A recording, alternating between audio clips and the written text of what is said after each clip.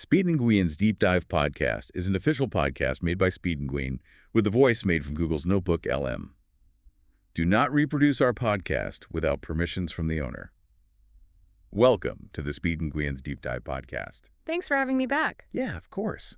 So, usually when you go to see a magic show, the entire thrill relies on the illusion of the unknown. Right. Like, the magician locks his assistant in a box, he saws it in half, and you gasp because for a split second, you genuinely wonder how they are going to escape. Yeah, that suspension of disbelief is, it's the currency of any spectacle, really. Exactly. We need to believe the stakes are real, even if just for a moment, to feel the emotional payoff. But imagine a magic show where before you even sit down in the theater, you've read the magician's corporate contracts. Oh, man. Right. Sure. For an absolute fact, the assistant in a box is already booked for 3 more shows next week.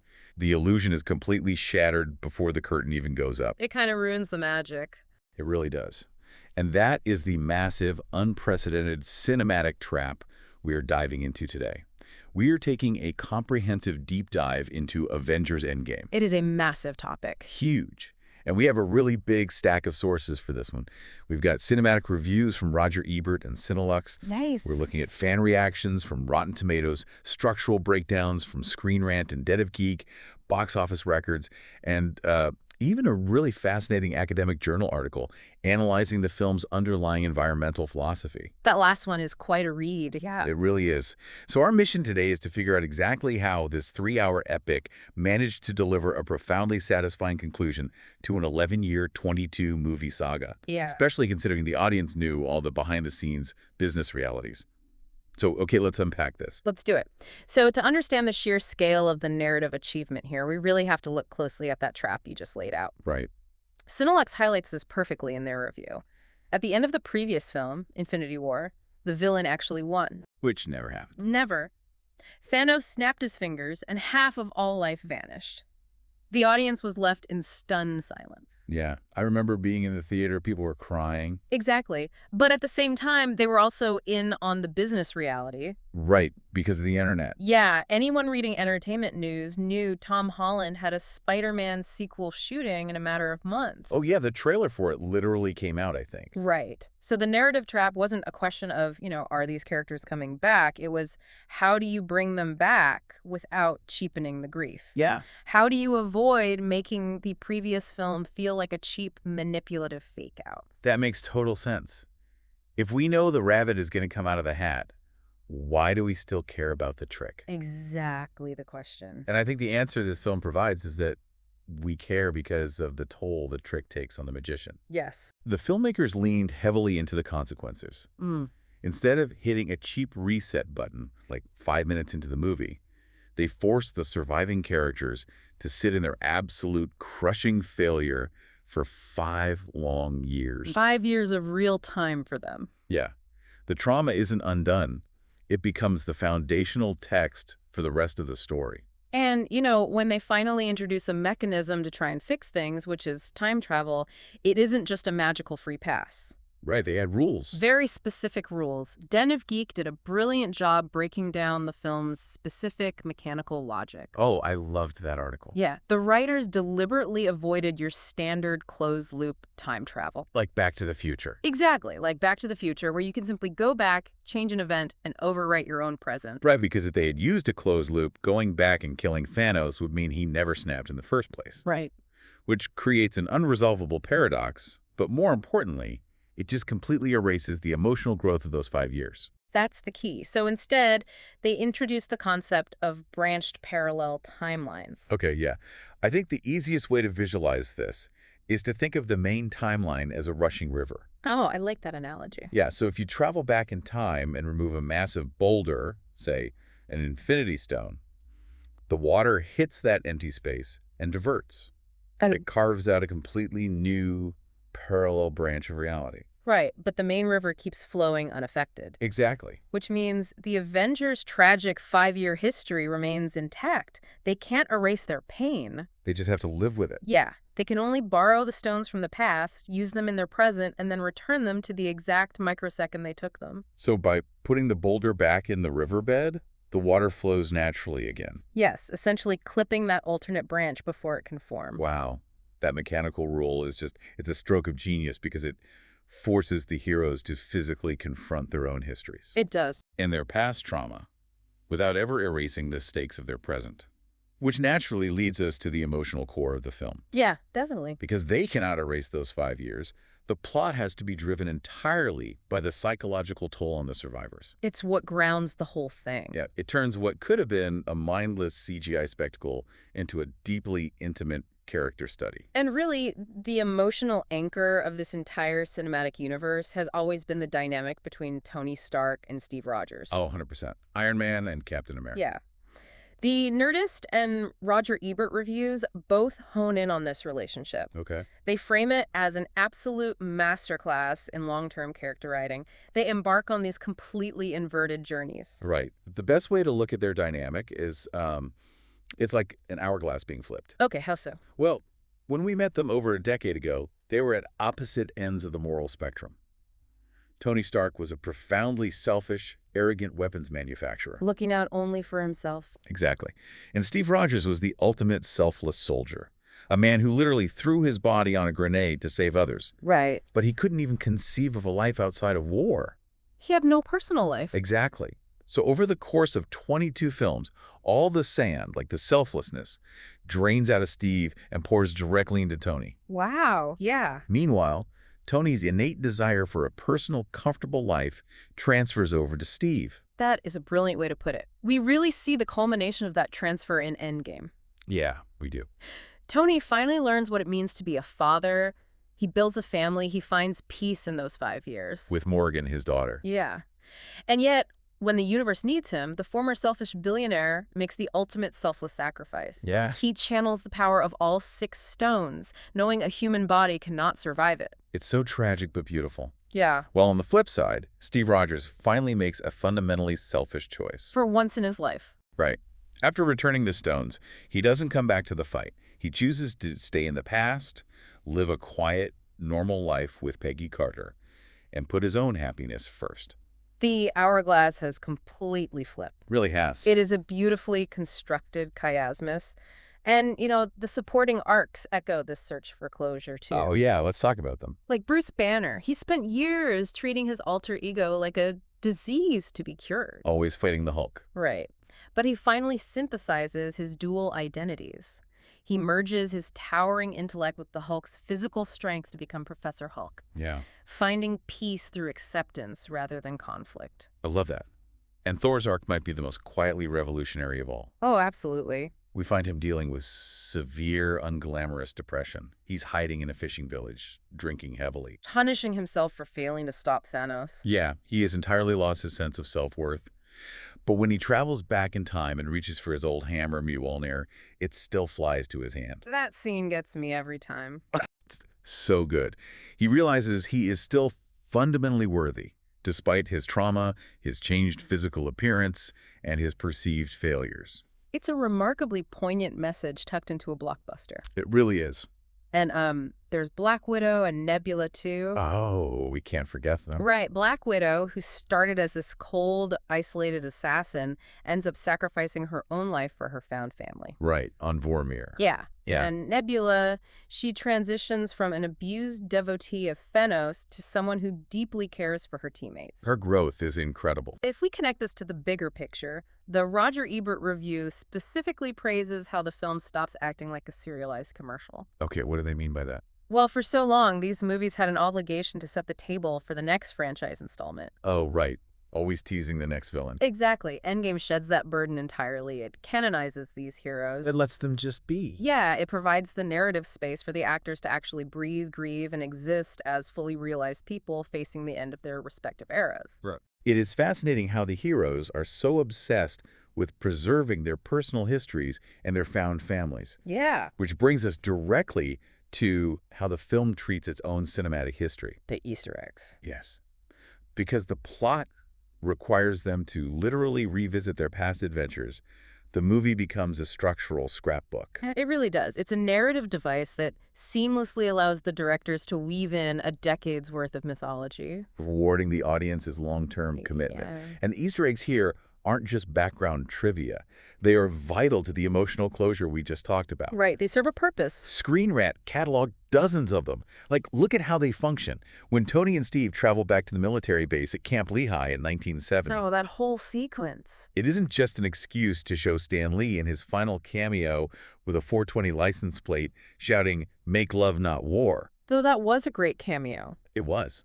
Or Tony running into a community alum like Yvette Nicole Brown. Or even Cap using the alias Roscoe, which is a nod to a tragic comic figure who once replaced him. Right. All great references. But the real meat of that sequence forces Tony to run into his own father, Howard Stark. Yes, when Howard is expecting his first child. Exactly. Yeah. Tony gets to speak to his dad man to man, offering him parenting advice. No, he effectively closes a wound that has driven his character since 2008. Right. The nostalgia serves the character growth. And the movie constantly subverts its own history, too.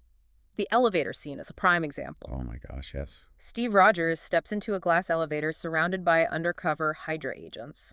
Visually recreating one of the most famously brutal kinetic fight scenes from The Winter Soldier. The audience braces for a massive brawl. But instead of fighting his way out, Steve uses his knowledge of the future. He just leans in. Yes. He leans in and whispers their secret fascist salute, "Hail Hydra," and they willingly hand over the briefcase. It's hilarious, but it also shows how much he has evolved past brute force. Absolutely. There's also the storage lockup, where Ant-Man's van is kept. It's labeled 616. Ah, right. The official designation of the mainline Marvel comic universe. Little things like that. But, the Ebert review did offer a notable critique here. Oh, really? Yeah, they argued that the movie can feel a bit too programmed. Programmed? Yeah, comparing it to a video game where everything is just a predetermined set piece designed to trigger a specific fan reaction, lacking a spontaneous human touch. I hear that critique, I do. Sure. But the Rotten Tomatoes consensus paints a very different picture of how that programming was received by the fans. How so? Audiences overwhelmingly called it the culmination of a generation. Wow, yeah. A movie like this isn't trying to capture spontaneous indie film realism. No, not at all. It's a shared cultural mythology. The callbacks, like hearing the faint clanking sound of Tony Stark hammering his very first suit during the otherwise silent end credits instead of a traditional post-credit teaser. Oh, that gave me chills. Right. That relies entirely on our collective memory. It rewards dedication over spontaneity. I completely agree. Aren't these Easter eggs the ultimate human touch? It's like an inside joke among friends after a decade-long journey. Yeah, beautifully said. So while the Avengers are fighting tooth and nail to save their specific histories and personal attachments, the villain they are up against is operating on a terrifyingly cold mathematical scale. Thanos. Yeah. Which brings us to a surprisingly dense philosophical layer beneath all the CGI battles. This is where the academic journal Leviathan provides a brilliant analytical lens. Okay, let's get into this. They view the central conflict of the film as a clash between two major 19th century environmental and economic theories. Wait, really? 19th century economics in a Marvel movie? I know, right? But the journal takes a fascinating theoretical stance here. And I just want to say up front, while we are unpacking their thesis today, we aren't taking any political sides. We are just impartially reporting on the framework they use to understand what Thanos actually represents. Absolutely, just looking at the text. So he isn't just a purple alien who wants to rule the galaxy for the sake of power. No, not at all. He has a very specific, twisted manifesto. What is it? He represents Malthusian theory, named after Thomas Robert Malthus. Okay, who was he? Malthus was an English cleric and scholar who argued that resources are strictly finite, Okay. and that unchecked population growth will inevitably outstrip the Earth's ability to produce food and sustain life. Right. According to this worldview, drastic, often coercive checks on the population are mathematically required to prevent total systemic collapse. Wow. So Thanos genuinely views himself not as a conqueror, but as the universe's ultimate necessary corrective measure. Yes. He believes his snap is a merciful act of salvation for the surviving half of existence. It's the ultimate pessimistic view of existence. Very much so. That life is a virus consuming its host, Yeah. and only radical reduction can save the host. Exactly. And the Avengers represent the complete opposite end of the spectrum in this debate. The cornucopian theory, right? Yes. This is a school of thought championed by later thinkers like Julian Simon, who argued against Malthus. The cornucopian belief is that human ingenuity is the ultimate, inexhaustible resource. I see. It posits that through innovation, technological advancement, and sheer adaptability, intelligent life can overcome any natural limits or physical scarcity. We will always invent our way out of a crisis. That's the idea. And the Avengers literally manifest this philosophy. They do. When faced with the absolute irreversible scarcity imposed by Thanos, they don't accept the limits of their reality. No, they don't. They sit in a lab and invent a time machine. They literally invent more time to solve the problem. It is the ultimate cornucopian flex. But the Journal had a pretty sharp critique of how the movie frames this debate, didn't they? They did, yeah. The Journal critiques the film for being aggressively anthropocentric. Meaning entirely human-centered. Right. The narrative demands that we view Thanos purely as a deranged monster to be physically beaten so the previous status quo can be restored. Okay. The film actively avoids grappling with the very real environmental limits he points out. Oh, I see what you mean. Like that moment early on where Captain America mentions seeing a pod of whales swimming in the Hudson River. Yes, exactly that scene. It's a clear nod to nature healing in the absence of massive industrial human populations. Right. But the characters immediately dismiss this ecological silver lining to focus exclusively on human grief. Because they lost their friends. Yeah. The Journal argues the movie suppresses the environmental conversation to keep the superhero narrative simple. So what does this all mean? I have to push back a little bit here. Sure. Isn't it asking a bit too much of a summer blockbuster to act as a nuanced treatise on global ecology? I get that. I mean, we bought tickets to see Captain America summon lightning and punch a purple alien. True. Not to attend a university lecture on sustainability, you know. Expecting deep ecological answers from a comic book movie seems like looking for a Michelin star meal at a drive-thru. I hear you, but the Journal would actually argue that dismissing it as just a superhero movie is letting ourselves off the hook. Well, this raises an important question about how pop culture shapes our collective psychology. Okay. The best science fiction, specifically the growing genre of cli-fi or climate fiction, Right. it uses its villains and catastrophic conflicts to explore our very real present-day anxieties. Okay. Follow you. The concern raised in the Journal is that by taking legitimate anxieties about resource depletion and environmental limits and making them the defining psychological trait of a crazy villain, we are subtly training audiences to ignore those issues in the real world. Oh, wow. Yeah. By framing the very concept of ecological limits as an evil Malthusian plot to be punched away by cornucopian heroes, we might be closing our minds to the incredibly necessary, urgent debates about sustainability we need to be having right now. That is a staggering way to reframe the entire movie. It really changes things, doesn't it? It transforms it from a story about good versus evil into a narrative about how we process our own anxieties regarding the future of our planet. Man, we started today looking at a massive narrative trap. The business reality of actor contracts ruining the illusion of stakes. Seems so small now. Right. We explored how the filmmakers engineered their way out of it through the immense weight of consequences and the incredibly specific river-diverting mechanics of branched time travel. We saw how that structure allowed for an elegant, hourglass-flipping resolution to the core character arcs. Turning a decade of Easter eggs into profound moments of emotional closure. Exactly. And we ended up deep in the weeds of 19th century economic theory, pitting Malthusian doom against cornucopian ingenuity. It really is a testament to the density of the filmmaking. Yeah. That a single movie can support all of these distinct interpretations simultaneously. It truly is. And, I want to leave you with one final thought to mull over, building on that clash of philosophies. Oh, lay it on me. The Avengers saved the universe by relying on the ultimate cornucopian ideal, right? That human ingenuity can innovate its way out of any natural limit. Exactly. They invented time travel to undo the snap. But in doing so, they fractured timelines. Oh, yeah. They introduced alternate past versions of villains into their present. They manipulated the foundational building blocks of reality to serve their own emotional needs. They got their friends back, but Tony Stark still dies, Black Widow is still gone, and Steve Rogers ages out of his timeline. Right. The collateral damage is immense. It really is. Precisely.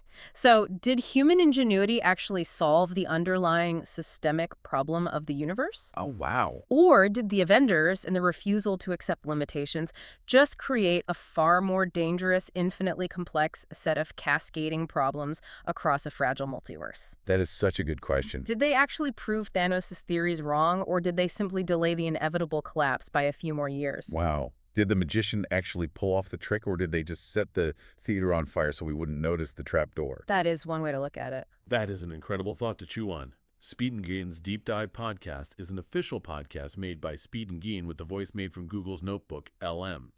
Do not reproduce our podcast without permissions from the owner. See you again in the next episode of this podcast.